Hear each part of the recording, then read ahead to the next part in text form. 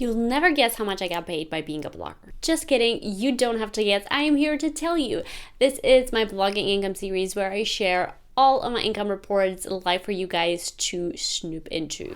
In my blogging income series, I write and I share detailed income reports for my blog for every $50,000 earned and other big milestones. I've been doing this ever since I earned my first $100 with my blog, and I kept doing it over the years, and it's definitely a series that I want to keep up, and this is my brand new income report. Why do I do these? Well, because when I started my blog, I used to read these income reports from like huge bloggers like Pat Flynn and the one from Making Sense of Sense, and I started keeping track of my blogging income for my own analytics and obviously for taxes, and I found it so inspiring to do reviews every quarter or every year, and I just wanted to share those to keep you guys motivated and inspired if you're on the same journey or just getting started and you just want to see what's possible with earning income as a blogger. But like I said, today I'm sharing my brand new income report of how I earned $250,000. And this was accomplished by August 2022. So I am a little bit late in disclosing this information just because it took me a little while longer to put it together. It's been a busy year. I've actually bought a house in 2022, and something that I wasn't sure was ever possible as kind of a self-employed business owner, and obviously that proved out to be wrong. But this is basically how I made it happen. By August 2022, I had made $150,814. This was earned in 5 years and a month of starting my blog. Keep in mind that it took me 2.5 years to earn my first $50,000. Don't you just love progress? This just goes to show that blogs are usually slow to take off, especially if you don't have the right strategies at the beginning, but they can turn into a profitable online business if you stick with it and you implement the right strategies. So how did I make my blog generate a full-time income for me? In this video and income report, which is also will be linked below if you want to read it on the blog instead, I go over all of my income sources, how much each one earned, and my biggest takeaways. But just a quick note before we get started. This income was all generated on my The She Approach blog. I do have a couple of other blogs and online businesses, but those are not included in this income report just for the sake of keeping everything kind of separate. This also shows you that once you get a blog going and you implement the right systems, you can earn a full-time income from a blog without working on it full-time, if that makes sense, because I do divide my time between my main blog and a couple of other businesses that I started on the side. This is also all gross revenue that was paid into my bank account. None of it is estimated or kind of forecasted income for the future. It's all been actually paid and deposited into my bank account or PayPal account, but obviously it doesn't include any expenses or taxes that I pay on my blog earnings. And for the sake of simplifying it, I have converted everything to US dollars as I get paid in multiple currencies. This is how I earned $250,814 with my blogging business. First up, affiliate marketing sales. In the 5 years that I've been blogging, I made $96,566 with affiliate marketing. These are affiliate commissions that I get paid for recommending certain products, whether they're physical or virtual. Because of the nature of my blog, I usually tend to promote a lot of digital assets, tools, software, and things that you might need to start a blog or manage it. If you look at my previous income reports over the years, this has been one of the most consistent sources of income for my blog. And also the actual affiliate programs that I've promoted have changed over the years. For example, some of them closed their affiliate programs, which is a bummer because I loved promoting them. And I had to adapt and find new ones, and others just stopped earning as well. Despite that, my affiliate marketing overall strategy has been pretty good and consistent throughout the years. And even if my blog traffic has gone up and down several times due to trends and like different issues, my affiliate income has remained quite constant. So here's my advice to you when tackling affiliate marketing. First of all, create really good content that actually provides value around the tools or products that you're promoting. Don't just slap it on your website or talk about it on your Instagram and expect people to buy through your links just for the sake of it. This is not about what they can do for you, but it's about what you can do for them. So something that I often do for the tools that I promote is I share tutorials, I share how they work and what problems they can solve. A lot of the tools that I use are either scheduling tools or tools that automate certain tasks that I would otherwise spend loads of time doing. And obviously time is a commodity, so that's something that I know business owners are trying to manage really well and that they would invest in. And I'm generally enthusiastic about the products that I promote. And my affiliate strategy is literally picking a couple of affiliates and championing them throughout. But you have to be authentic about the products that you promote, and you have to create really good and outstanding content that's ideally evergreen. Speaking of my own products, out of the $250,000 that I earned with my blog, $102,985 have been earned through digital product sales. This is a combination of everything that I sell online, from my ebooks, my courses, printables, templates, and so on. You can see these in my shop if you're curious. Over the years, I've added more and more to my library, but I started with only 2 ebooks in the first couple of years, and it really took me a while to develop the skills and the confidence to build online courses or challenges for bloggers or anything that required a little bit more meat to put together. So if you're starting and you're brand new, when it comes to creating digital products, definitely start with ebooks. I have a couple that I sell on my blog and a couple that I sell on Amazon that are also available in the paperback version, which is also something that you can expand into. And then you can work your way into selling maybe courses, challenges, masterclasses, anything that you can sell online that makes sense for your audience. That being said, affiliate sales actually help you kind of gauge what your audience spends their money online. So definitely look into that. See what courses that you promote already or products that you promote are converting really well on your blog. And could you create something in addition to that, or to replace those and sell your own products instead?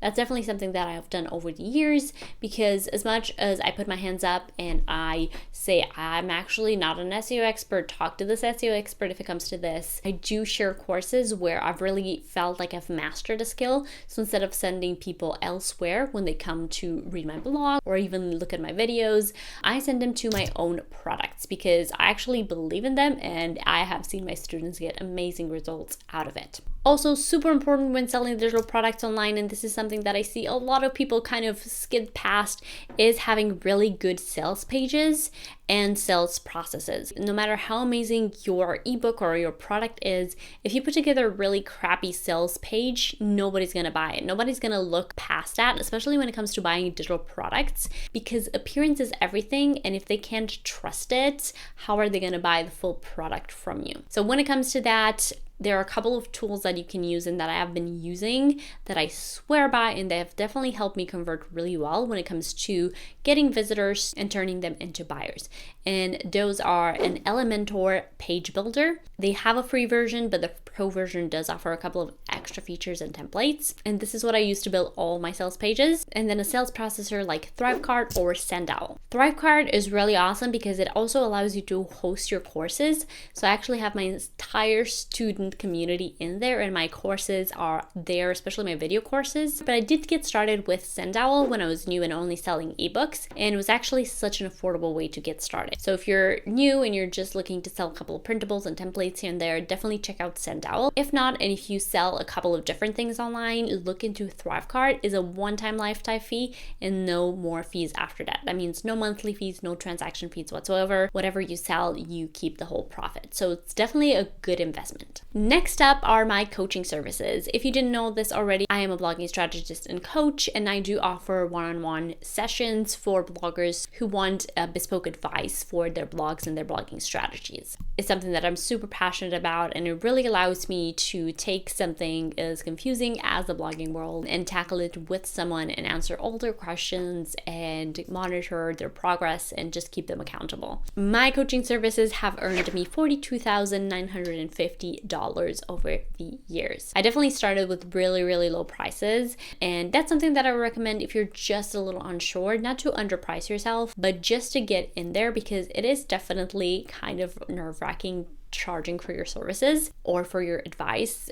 But the more you can see the results that you bring your clients and the more that your own kind of expertise grows, that means you can kind of steadily increase your prices. And that's something that I have been doing over the years, but I keep these relatively low. So if you look at other kind of blogging experts or business gurus out there, they charge double or triple what I charge, but I still want to be accessible for bloggers who are just getting started. So I try to keep mine quite affordable, and I offer monthly packages as well as one-off calls. Now let's talk about ad income. Over the years, I have earned $3,016 with ad income, which is kind of laughable when you think about it, but it's something that I really haven't prioritized. I had Google AdSense on my blog. I only had a couple of ad blocks here and there. I really didn't want it to overwhelm my audience. I had periods of time when I took ads off my website completely. Then I transitioned into the She Media ad network, and that actually has been earning a lot better, but I still made my ads very minimal on the website because I don't want to lose out on affiliate sales or on digital product sales instead. I want the focus to be on those, and obviously it's working. That's not to say ads can be a great source of revenue, especially since it's very passive. So once you set it up, you don't have to do much else. Moving on to sponsored blog posts, I have earned $3,957 with sponsored posts and content over the years. This includes sponsored blog posts as well as sponsored YouTube videos, which I think I might have included 1 or 2 in there. And it's something new that I've started offering since launching my YouTube channel. That being said, I have also declined a lot of requests just because they were like very random, had nothing to do with my content, nothing to do with my audience. I could definitely have made more money with it, but it's not really worth it if you're sacrificing the integrity of your content base. Last but not least, freelancing work and blog management work. I have earned $1,340 with it. This comprises of just 2 clients that I had over the years because I offered this and then I kind of took it back and focused on coaching. And then I recently opened my blog management packages again. So this is just the result of 2 clients that I've worked with. And there you have it. This is the breakdown of how I earn money blogging. As you can see, what I try to do is really diversify my blogging income. And I really try to hone down on the strategies that work for me. So for example, my ad income or my sponsored blog post, I haven't given this a lot of thought or effort. For example, if I reached out to brands myself, I could have probably made more with sponsor posts. But what I've put a lot of effort into was creating digital products, which has obviously added up over the years. I now have about like 5 or 6 different products and a couple more coming on Amazon as well, as I am diversifying into low content books on Amazon as well. For example, I launched a blog planner in 2022 and I'm launching a couple of password logbooks. If you are interested in a more detailed breakdown of this income, make sure to check out the written blog income report that I publish on my blog alongside with this video. The link should be in the bio. And of course, if you have any questions, let me know. But as you're watching this, tell me, how much money did you make to date with your blog? And what is your goal for 2023? I'm already fastly approaching my next income report. As I said, this was all earned by August 2022. So I'm super close to hitting $300,000, which is unbelievable that somebody can make that much money with a blog. But once again, goes to prove that you have to stick with it. The first 2 years are definitely the hardest, and I wouldn't necessarily recommend quitting your job. But if you look back into my income reports and my story, you'll know that I was actually working full-time and a full-time student when I started the blog. So while this is all possible, and it's actually possible to speed up the process if you're able to invest more time into the blog to earn this kind of money, I still recommend having backup options. For example, offering freelancing services is something that you can definitely get into quite easily and kind of outsource skills that you already have that you've learned and developed for your own blogging business to help other bloggers. And it's something that you can do to be savvy with your earnings and to be able to get money to invest it back into the blog. If you'd like a breakdown of what I actually spend on my blog on a monthly or yearly basis, let me know. I can make a video about that. And I do have a video where I share my favorite blogging tools that you might want to check out. And Thrivecart is on there, as well as Elementor and a couple others that I have mentioned. And like I've said, I was actually able to save up for a house deposit and buy a house last year, which is amazing and something that I probably wouldn't have been able to do with a standard job, just because you have a cap on salary, and especially like a graduate salary as you go out of university. It's not necessarily something that you can buy a house with in a couple of years. So I'm definitely quite proud of my little blogging accomplishments. If you have any questions or you're struggling with your own blog,